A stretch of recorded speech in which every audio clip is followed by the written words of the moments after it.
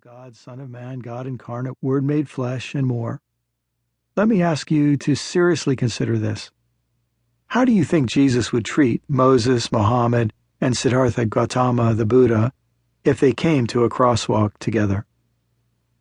Would Jesus push Moses aside and demand to cross first, claiming that his ancestors' failed religion had been forever superseded by his own? Would he trade insults with Mohammed, claiming his crusaders could whoop Muhammad's jihadists any day of the week, demanding that Mohammed cross behind, not beside him? Would Jesus demand the Buddha kneel at his feet and demonstrate submission before letting him cross? Or would he walk with them and, once on the other side, welcome each to a table of fellowship, not demanding any special status or privileges, maybe even taking the role of a servant, hanging up their coats, getting them something to eat and drink, making sure each felt welcome, safe, and at home? If his three counterparts reached out their hands in friendship, it's pretty hard to imagine that the friend of sinners would cross his arms or turn his back, refusing to reciprocate. It's much more likely he would embrace them with open arms and without hesitation, proving himself over time to be the best friend they ever had. It's pretty hard to imagine Jesus cursing or smiting them, but entirely natural to imagine him blessing them and doing unto others as he would want them to do for him. I have no doubt that Jesus would actually practice the neighborliness he preached, rather than following our example of religious supremacy, hostility, fear, isolation, misinformation, exclusion, or demonization. After all, according to the four Gospels, Jesus had extraordinary insight into human character. He saw value where others saw only flaws. He saw the love of a sinful woman who anointed his feet with tears at a banquet, the spiritual thirst of an oft-married woman at a well in Samaria, the big seed of hope in a little chap named Zacchaeus, the undeniable faith of a Syrophoenician mother, the flinty strength of loudmouth Peter, and the deep and spunky wisdom of Mary of Bethany.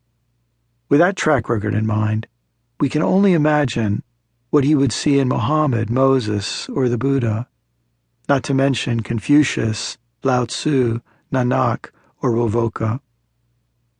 It seems ridiculous to imagine that he would be insecure among them, considering them his rivals, or that he would find it necessary to extract from them explicit agreement on fundamental doctrines before condescending to cross a road with them. It's unthinkable, if one of them came to confer with him by night, like Nicodemus, or in broad daylight, like the rich young ruler, that he would intimidate them, threaten them, call down fire upon them, patronize them, or humiliate them.